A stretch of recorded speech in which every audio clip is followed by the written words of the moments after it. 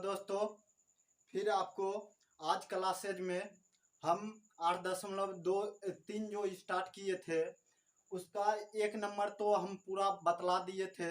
अभी हम 2 नंबर देखेंगे। तो 2 नंबर में क्या बोल रहा है?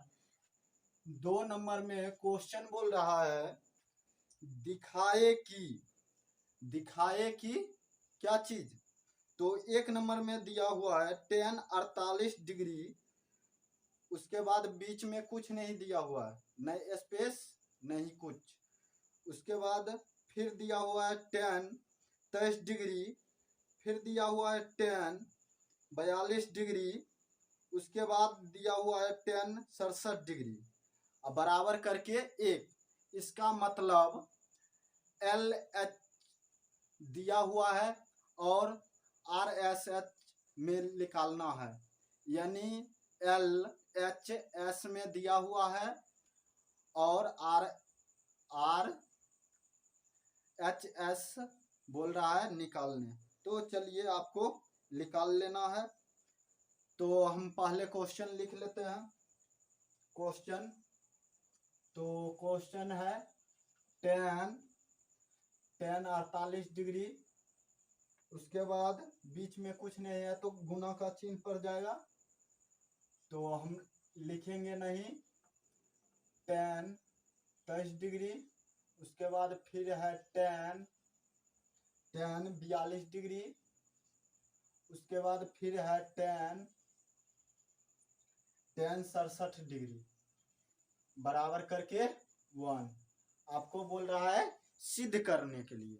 तो सिद्ध करने से पहले आपको मालूम होगा कि पहले हम क्वेश्चन को LHS में उतार लेते हैं, उसके बाद हम सिद्ध करते हैं।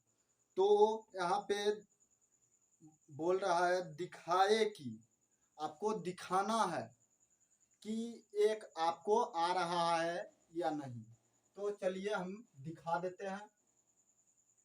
यहाँ पे लिख देते हैं LHS, उसके बाद आपको बराबर करके tan 48 डिग्री, उसके बाद tan 23 डिग्री, उसके बाद आपको फिर उतार लेना है tan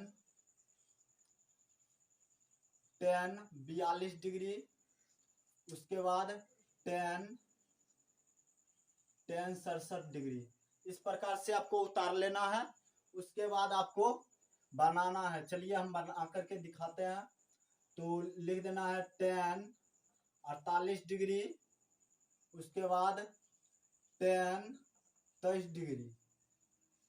इतना लिखने के बाद आपको फिर अगला प्रोसेस करना है।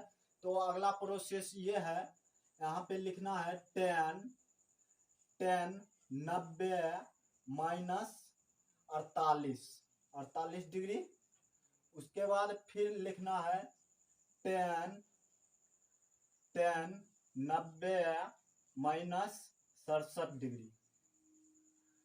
आपको पता होगा हम 1 नंबर में जो बनाए थे वही 2 नंबर में है, थोड़ा बस बदलाव कर दिया गया है कि एक आपको साबित करना है। तो इसके बीच में कुछ नहीं है, तो इसका मतलब गुना का चिन्ह है, बीच में गुना का चिन्ह छुपा हुआ है, आपको निकालना है। तो चलिए हम कर लेते हैं tan 48 डिग्री, उसके बाद tan 23 डिग्री। इस प्रकार से हो जाएगा। उसके बाद आपको tan का उल्टा क्या होता है? tan का उल्टा क्या होता है? cot होगा। तो आपको cot लिख देना है। चलिए हम cot लिख देते हैं। cot कितना है? 48 डिग्री, तो 48 डिग्री। उसके बाद फिर लिख देना है cot 67 डिग्री है तो 67 डिग्री। उसके बाद आपको करना क्या है? 48 डिग्री वाले को 48 डिग्री में और 67 डिग्री वाले को नहीं, यहाँ 67 डिग्री तो नहीं होगा, यहाँ 23 डिग्री नहीं होगा।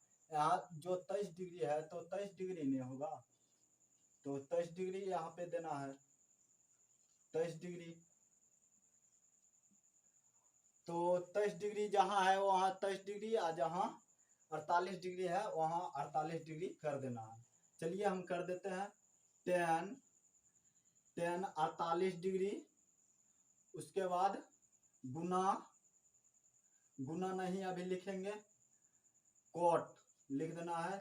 कोट कोट कोट 48 डिग्री, उसके बाद अब आपको गुना का चिन्ह दे देना है।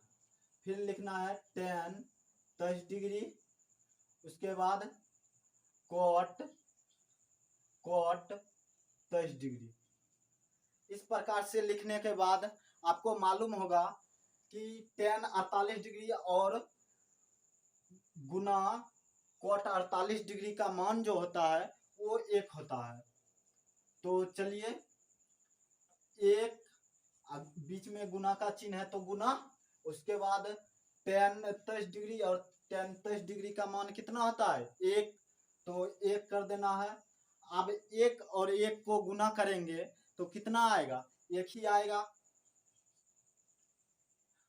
अब कितना बच्चा सोच लेता है कि अरे 1 को तो गुना करेंगे तो 2 हो जाएगा, लेकिन आपको जोड़ना तो नहीं है, गुना करना है। 1 को 1 बार पढ़ेंगे तो 1 ही आएगा।